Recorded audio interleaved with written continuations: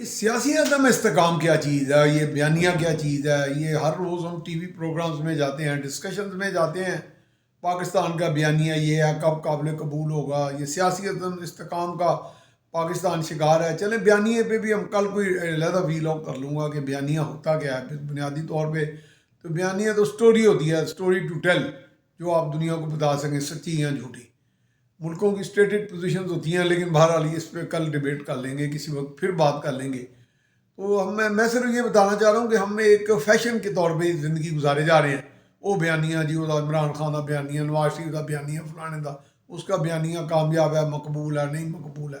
پہلے یہ مقبول غیر مقبول کی بھی بڑی لمبی کلاسیکل قسم کی بکواس ہے، جس نے بالکل ذہنوں کو جھنجھوڑ دیا ہے، آپ کی نفسیات کو بالکل الجھا دیا ہے، اور کام کرنے کی صلاحیت آپ کی بالکل سخت نہیں رہی انسانوں میں، ایسی الجھنوں میں۔ ٹھیک ہے بڑا کچھ ہوا، دھاندلیاں ہوئیں، کیا کچھ نہیں ہوا اس ملک میں، اور وہ کبھی بھی اس کو جسٹیفائی تو کیا نہیں جا سکتا، لیکن بہرحال ڈیبیٹ ضرور سے زیادہ ہے۔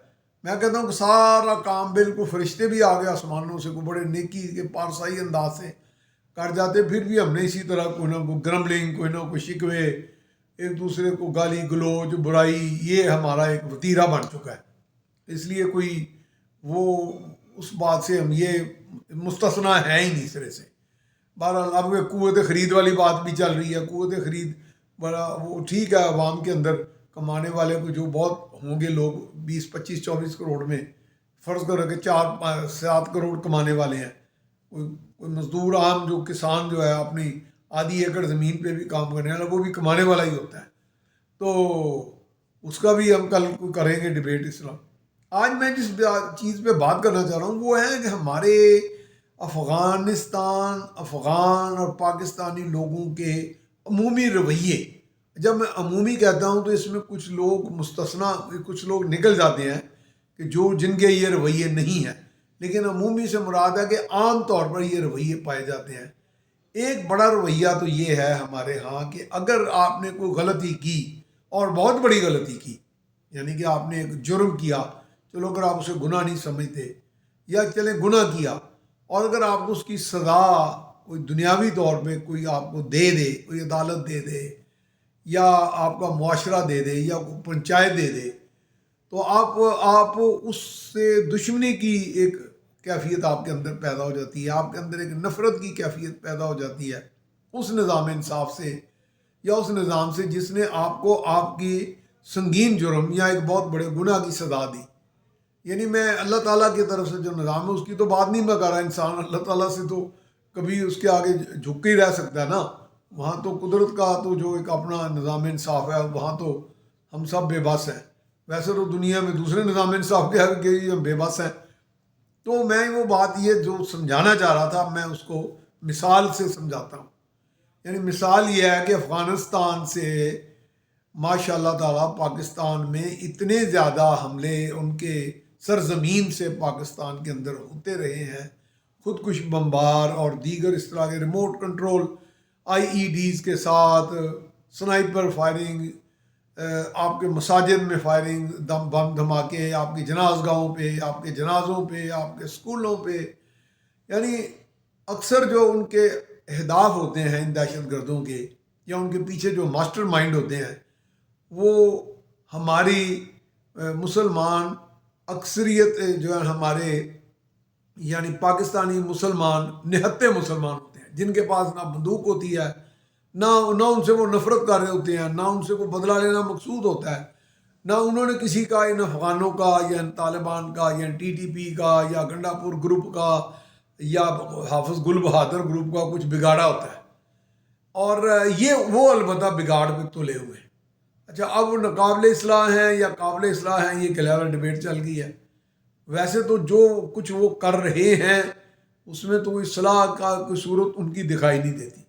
آپ دوحہ اکارڈ کر لیں، مری اکارڈ کر لیں، جتنے معاہدے امن کی کوششیں کر لیں، جتنا آپ ان کے آگے ہاتھ جوڑ لیں، سلامتی کی دعائیں کریں ان کے لیے قربانیاں دیں، ان کو لاکھوں افراد کو یہاں پہ پناہ دیں، ان کو یہاں پہ پنپنے کا موقع دیں، وہ آپ ہی کا یہاں آپ کے ساسا آپ کے اس کو استعمال کر کے بروئے کار لے آ کے ارب پتی کروڑ پتی ہو جائیں، لیکن آپ ہی کو گالی دیں گے. اور گالی سے مراد ضروری نہیں کہ ماں بہن کی ہو. گالی یعنی نفرت کے ساتھ جب آپ کو برا بھلا کہیں گے، وہ گالی سے بھی اگلی سٹیج ہے برائی کی. تو یہ سب کچھ کرتے ہوئے اب یہاں پہ کیا کچھ نہیں ہو رہا تحریک طالبان پاکستان اور ان جیسے بیسیوں یا درجنوں جو باقی گروپس ہیں جو اینٹی پاکستان ہیں، پاکستان دشمن ہے. میں تو کہتا ہوں وہ اسلام دشمن ہے، وہ امن دشمن ہے، چونکہ اس لیے وہ اسلام دشمن ہے. وہ فطرت کے دشمن ہے، وہ انسانیت کے دشمن ہے.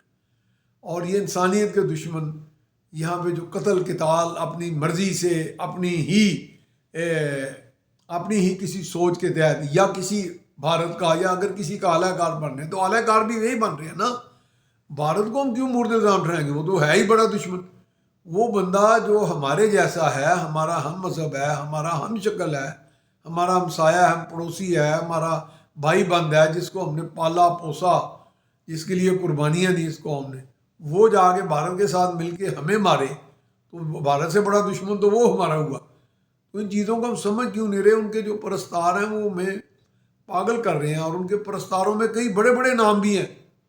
ان میں ہمارے ہاں بڑی بڑی سیاسی جماعتوں کے سربراہان بھی ہیں جو سمجھتے ہیں وہ ہمارے اپنے آدمی ہیں. یعنی اپنے سے مراد، میں اپنا تو اسی کو کہوں گا نا جس سے میری عقیدت، محبت، وارفتگی، کوئی وابستگی ہوگی. تو مجھے بتائیں کہ میں پنجاب سے رہنے والا ہوں، اگر پنجاب میں کوئی پنجابی لوگ جو ہیں وہ قدر مچا دیں، قتل قتال کریں اس طرح کھلم کھلا، تو میں انہیں اپنے لوگ کہوں گا؟ یا جیلوں میں پڑے ہوئے جو سنگین جرائم میں ملوث قاتل ڈکیت ہیں، جو صرف شوقیہ قتل کرتے ہیں، چودراہٹ کے لیے کرتے ہیں، انا کے لیے کرتے ہیں، تو وہ کیا وہ اپنے لوگ ہیں ہمارے؟ یہ بات کوئی غور کرے. کیا وہ اگر صرف وہ 5 وقت اگر نماز پڑھ کے بھی اس طرح قتل قتال کر رہے ہیں تو ہم کہیں گے جی وہ دین کی خدمت کر رہے ہیں، وہ بڑے مذہبی اور پارسا لوگ ہیں اور ان کو ہم اچھا سمجھیں؟ نہیں، یہ کبھی بھی نہیں ہو سکتا.